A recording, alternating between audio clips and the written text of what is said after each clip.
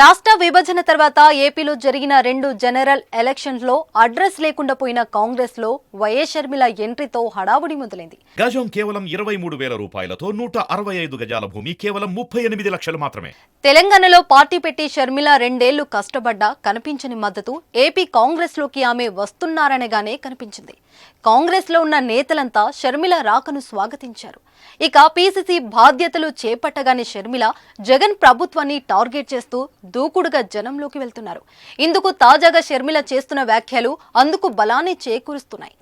ఏపీలో ఎన్నికలు సమీపిస్తుండటంతో TDP, YCP, BJP లక్ష్యంగా పీసీసీ అధ్యక్షురాలు వైఎస్ షర్మిల తన విమర్శలకు పదును పెంచారు. ఏపీ కాంగ్రెస్ చీఫ్ షర్మిల మరోసారి తనదైన శైలిలో అధికార వైసీపీ పార్టీపై సోదరుడు సీఎం జగన్ పై విమర్శలు కురిపించారు. సోదరుడు జగన్ వైసీపీ పార్టీకి షర్మిల కొత్త అర్థం చెప్పారు.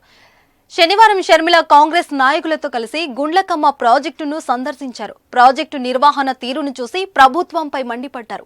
ఈ సందర్భంగా షర్మిల మాట్లాడుతూ వైఎస్ఆర్ ప్రారంభించిన గుండ్లమ్మకమ్మ ప్రాజెక్టును జగన్ ప్రభుత్వం పట్టించుకోవడం లేదని, ప్రాజెక్టు నిర్వహణకు ఏడాదికి ₹1 కోటి కూడా కేటాయించడం లేదని నిప్పులు చెరిగారు. వైఎస్ ప్రారంభించిన ప్రాజెక్టును పట్టించుకుని మీరా వైఎస్ రాజశేఖర రెడ్డి ఆశయాలను నిలబెట్టేవాలని ప్రశ్నించారు.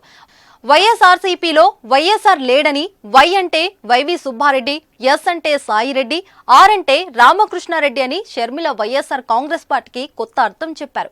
వైఎస్ఆర్సీపీ పార్టీలో వైఎస్ లేడని, ఇది జగన్ రెడ్డి పార్టీ, నియంత్రణ పార్టీ అని సంచలన వ్యాఖ్యలు చేశారు. ప్రజలను ఆశయాలను గాలికి వదిలేసి బీజేపీకి బానిసైన పార్టీ అని తీవ్ర విమర్శలు చేశారు. వైఎస్ ప్రారంభించిన ఎన్నో ప్రాజెక్టులను అప్పటి చంద్రబాబు ప్రభుత్వం, ప్రస్తుతం జగన్ సర్కార్ పట్టించుకోలేదని షర్మిల ఫైర్ అయ్యారు. రాష్ట్రంలో పాలన ఎలా ఉందో ప్రజలు చూస్తున్నారని అన్నారు. వైసీపీ, టీడీపీ, బీజేపీ తొత్తులుగా మారాయని ఆరోపించారు.